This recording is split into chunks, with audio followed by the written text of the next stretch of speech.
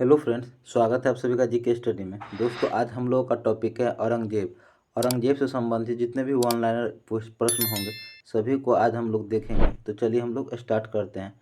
औरंगजेब सर्वप्रथम गद्दी पर कब बैठा था? 31 जुलाई 1658 ईस्वी को। औरंगजेब सर्वप्रथम गद्दी पर कब बैठा? 31 जुलाई 1658 ईस्वी को। औरंगजेब का दूसरी बार राज्याभिषेक कब हुआ था? जून 1659 ईस्वी में।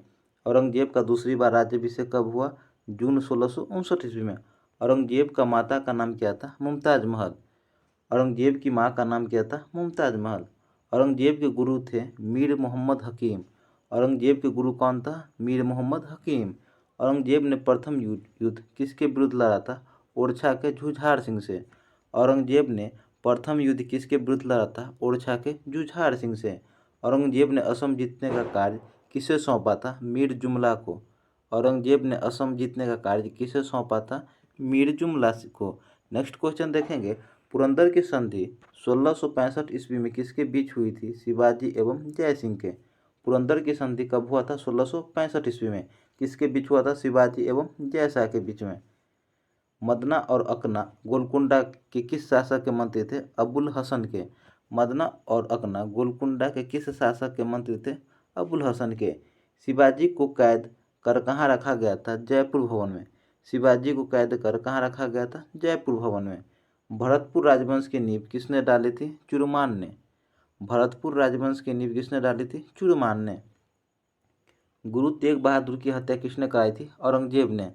औरंगजेब ने किसकी हत्या करवाई थी? गुरु तेग बहादुर की। पाहुल प्रणाली किसने प्रारंभ किया था? गुरु गोविंद सिंह ने। पाहुल प्रणाली किसने प्रारंभ किया था? गुरु गोविंद सिंह ने। गुरु गोविंद सिंह कौन सा ग्रंथ का संकलन किया? 10वें पातशाह का। गुरु गोविंद सिंह कौन सा ग्रंथ का संकलन किया था? 10वें पातशाह का। आगे देखेंगे। औरंगजेब के समय हिंदू मनसबदारों की संख्या लगभग कितना प्रतिशत था? 33%। औरंगजेब के समय हिंदू मनसबदारों की संख्या लगभग कितनी थी? 33%। औरंगजेब की मृत्यु कब हुई? फरवरी 1707 ईस्वी में। औरंगजेब की मृत्यु 1707 ईस्वी में हुआ था।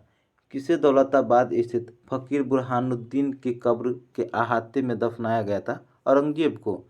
किसे दौलताबाद स्थित फकीर बुरहानुद्दीन की कब्र में अहाते में दफनाया गया?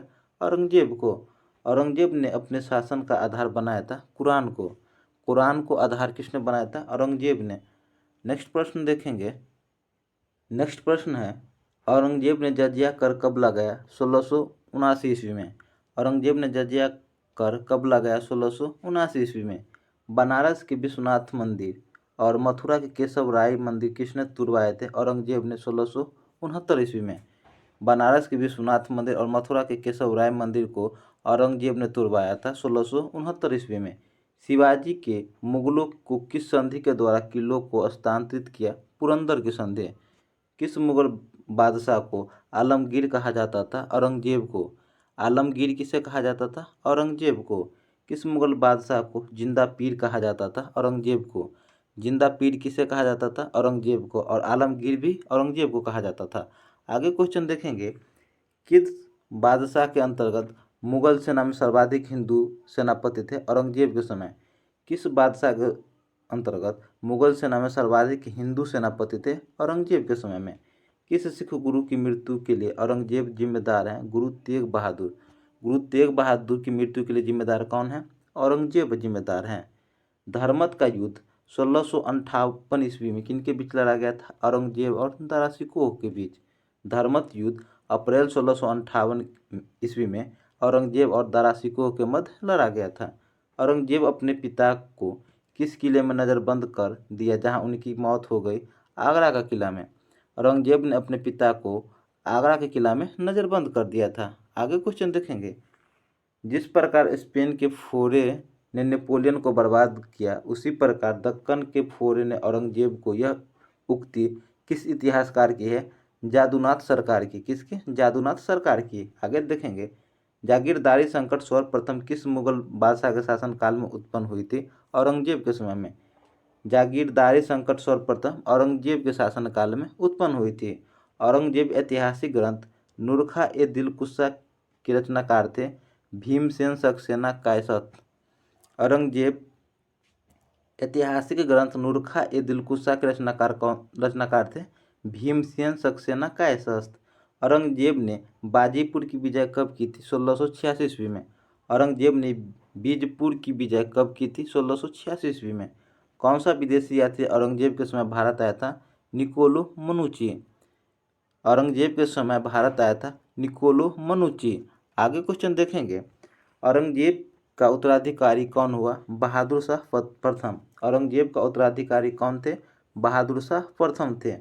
औरंगजेब ने मीर जुमला को किसका गवर्नर नियुक्त किया? बंगाल का। औरंगजेब ने मीर जुमला को किसका गवर्नर नियुक्त किया था? बंगाल का। उत्तराधिकारी के युद्ध के समय औरंगजेब सूबेदार था दक्कन का।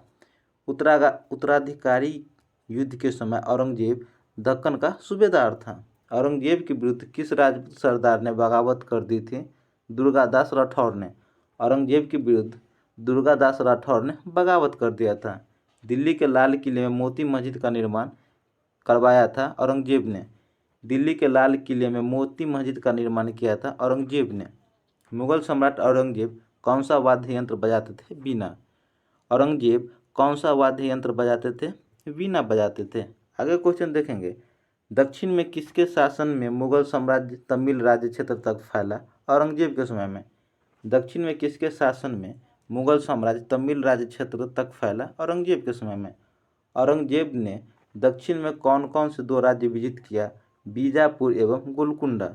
औरंगजेब ने दक्षिण में कौन कौन से राज्य विजित किया था? बीजापुर एवं गोलकुंडा विजित किया था। औरंगजेब ने मुगलों के दक्षिणी सूबों की राजधानी किसे बनाया? औरंगाबाद को। औरंगजेब ने मुगलों के दक्षिणी सूबों की राजधानी किसे बनाया था? औरंगाबाद को। भारत में बीबी का मकबरा स्थित है औरंगाबाद में। भारत में बीबी का मकबरा कहाँ स्थित है? औरंगाबाद में। उत्तर भारत में औरंगजेब के विरुद्ध प्रथम संगठित विद्रोह किया गया जाटों के द्वारा।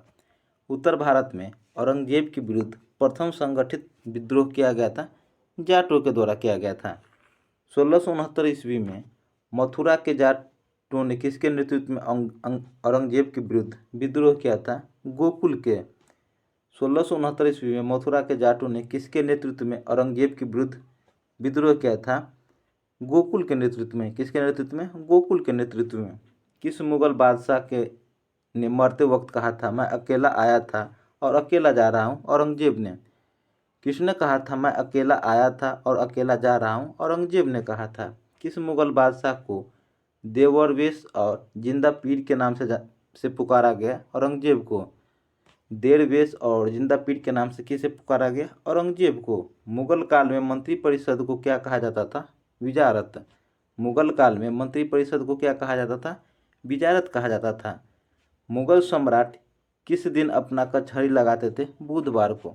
मुगल सम्राट किस दिन अपना कचहरी लगाते थे? बुधवार को। बुधवार को मुगल सम्राट अपना कचहरी लगाते थे। आगे प्रश्न देखेंगे, फ्रांसीसी यात्री बर्नियर औरंगजेब के थे चिकित्सक। फ्रांसीसी यात्री बर्नियर औरंगजेब के कौन थे? चिकित्सक थे। मुगल काल में शरीयत के विरुद्ध कार्य करने वाले को कौन रोकता था? मुतसिब। मुगल काल में शरीयत के विरुद्ध कार्य करने वालों को कौन रोकता था? मुहतसिब रोकता था। मुगल कालीन अर्थव्यवस्था का आधार क्या था? चांदी का रुपया। क्या था? चांदी का रुपया। मुगल कालीन अर्थव्यवस्था का आधार चांदी का रुपया था। मुगल शासकों की राजभाषा क्या थी? फारसी। मुगल शासकों की राजभाषा क्या था? फारसी था। मुगल कालीन भारत में राज्य की आय का प्रमुख स्रोत भू राजस्व था। मुगल कालीन भारत में राज्य का आय का प्रमुख स्रोत भू राजस्व था। आगे क्वेश्चन देखेंगे, मुगल काल में इनाम भूमि किसे दी जाती थी? विद्वान और धार्मिक व्यक्ति को। मुगल काल में इनाम भूमि विद्वान और धार्मिक व्यक्ति को दिया जाता था। मुगल शासकों में सर्वाधिक विद्वान शासक कौन था? दारा शिकोह। मुगल शासकों में सर्वाधिक विद्वान शासक दारा शिकोह था। हस्तांतरण के लिए आरक्षित भूमि को मुगल काल में क्या कहा जाता था? पैबाकी या पैबाकी। हस्तांतरण के लिए आरक्षित भूमि को मुगल काल में क्या कहा जाता था? पैबाकी या पैबाकी। कौन सा मकबरा द्वितीय ताजमहल कहलाता है? बीबी का मकबरा। द्वितीय ताजमहल किसे कहते हैं? बीबी का मकबरा को। मुगल काल में बंदरगाहों में किसको बाबुल मकबरा या मक्का द्वार कहा जाता था? सूरत को। मुगल काल में बंदरगाहों में से किसको बाबुल मक्का कहा जाता था? सूरत को। आगे देखेंगे मुगल स्थापत्य कला के संदर्भ में पिट्रा ड्यूटरा का अर्थ है संगमरमर के पत्थर पर जवाहरात से की गई जरावत। मुगल स्थापत्य कला के संदर्भ में पिट्रा ड्यूरा का अर्थ है संगमरमर के पत्थर पर जवाहरात से की गई जरावत। आगे क्वेश्चन है मुगल काल में कौन सी इमारत जिसमें पिट्रा ड्यूरा का प्रयोग हुआ है? एतमाद उद दौला का मकबरा। किसमें? एतमाद उद दौला का मकबरा। आगे देखेंगे मुगल कालीन प्रसिद्ध ग्रंथ एवं उसके लेखक। तो ग्रंथ और लेखक देखेंगे अकबरनामा के लेखक है अबुल फजल।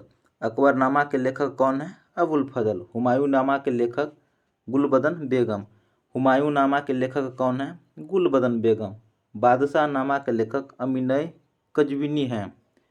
बादशाहनामा के लेखक कौन है? अमीनय किजवनी हैं। आलमगीरनामा के लेखक काजिम हैं। आलमगीरनामा के लेखक कौन है? काजिम। आईने अकबरी के लेखक कौन है? अबुल फजल। आईने अकबरी के लेखक कौन है? अबू फजल। आईने अकबरी के लेखक अबुल फजल हैं। शाहजहांनामा के लेखक इनायत खां हैं। शाहजहांनामा के लेखक कौन है? इनायत खां। ताकत ए अकबरी निजामुद्दीन अहमद ने लिखा था। ताकत ए अकबरी के लेखक निजामुद्दीन अहमद हैं। तौफीक ए अकबर शाही अब्बास सरवानी ने लिखी थी। तौकीफ ए अकबर शाही के लेखक कौन है? अब्बास सरवानी। मस्सारे जहांगीर ख्वाजा कामगार ने लिखा था। मस्सारे जहांगीर के लेखक कौन है? ख्वाजा कामगार। आगे क्वेश्चन देखेंगे तारिख ए फरिश्ता के लेखक कौन है? मोहम्मद कासिम फरिश्ता। तारिख ए फरिश्ता के लेखक मोहम्मद कासिम फरिश्ता हैं। फतूहत ए आलमगीरी के लेखक ईश्वरदास नागर थे। फतूहत ए आलमगीरी के लेखक कौन है? ईश्वरदास नागर। तुजुक ए जहांगीरी के लेखक कौन है? जहांगीर। तुजुक ए जहांगीरी के लेखक कौन है? जहांगीर हैं। तारिख ए हुमायूं के लेखक कौन है? बाजियाद सुल्तान। तारिख ए हुमायूं के लेखक कौन है? बयाजिद सुल्तान हैं। इकबालनामा ए जहांगीरी के लेखक कौन है? मोतमिद खां। इकबालनामा ए जहांगीरी के लेखक कौन है? मोतमिद खां हैं। तवारिख ए मुजफ्फरी के लेखक कौन है? मोहम्मद अली। तवारिख ए मुजफ्फरी का लेखक कौन है? मोहम्मद अली हैं। नुस्खा ए दिलखुश के लेखक मोहम्मद साकी। नुस्खा ए दिलखुश के लेखक कौन है? मोहम्मद साकी। नुस्खा दिलखुश के लेखक कौन है? मोहम्मद साकी। तारिख ए सलातिन अफगान के लेखक कौन है? अहमद यादगार। तारिख ए सलातिन अफगान के लेखक कौन है? अहमद यादगार हैं। तजारिक रक्तुल वाक़ियात के लेखक कौन है? जौहर है। तजाकिरातुल वाक़ियात के लेखक कौन है? जौहर है। रामचरितमानस के लेखक तुलसीदास। रामचरितमानस के लेखक कौन है? तुलसीदास जी हैं। सूरसागर के लेखक कौन है? सूरदास। सूरसागर के लेखक कौन है? सूरदास। विनय पत्रिका के लेखक कौन है? तुलसीदास। विनय पत्रिका के लेखक कौन है? तुलसीदास जी है। प्रेम वाटिका के लेखक रसखान। प्रेम वाटिका के लेखक कौन है? रसखान है। कवि प्रिया के लेखक केशवदास थे। कवि प्रिया के लेखक कौन है? केशवदास। कवि प्रिया के लेखक केशवदास। रसिक प्रिया के लेखक केशवदास है। रसिक प्रिया के लेखक केशवदास हैं। कवि प्रिया और रसिक प्रिया के लेखक केशवदास हैं। सुंदर श्रृंगार के लेखक सुंदर कविराय हैं। सुंदर श्रृंगार के लेखक कौन है? सुंदर कविराय हैं। तो दोस्तों ये लेखक मोस्ट इम्पोर्टेंट है, इसको जरूर याद रखिएगा। हम लोग देखते हैं नेक्स्ट प्रश्न देखते हैं। प्रमुख ग्रंथों के अनुवाद। ग्रंथ और अनुवादक। तो अनुवाद किसने? महाभारत के अनुवादक हैं अबुल फजल, फैजी, नकीब खां, बदायूनी। महाभारत के अनुवादक कौन कौन हैं? अबू फजल, फैजी, नकीब खां और बदायूनी। रामायण के अनुवादक नकीब खां और बदायूनी हैं। रामायण का अनुवाद किसने किया था? नकीब खां और बदायूनी ने। अथर्ववेद के अनुवाद कौन कौन किए थे? बदायूनी, हाजिब इब्राहिम और सरहिंदी। बदायूनी, हाजिब इब्राहिम, सरहिंदी। राजतरंगिणी का अनुवादक मौलाना शेरी था। राजतरंगिणी का अनुवादक मौलाना शेरी। आगे देखेंगे तुजुक ए बाबरी अब्दुल रहीम खान खाना थे। तुजुक ए बाबरी का अनुवाद किसने किया था? अब्दुल रहीम खान खाना ने।